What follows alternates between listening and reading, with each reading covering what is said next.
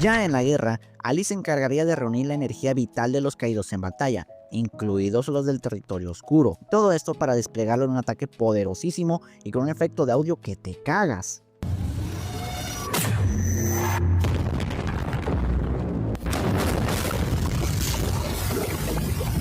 Y no es el único efecto de audio que tenemos para Sword Art Online,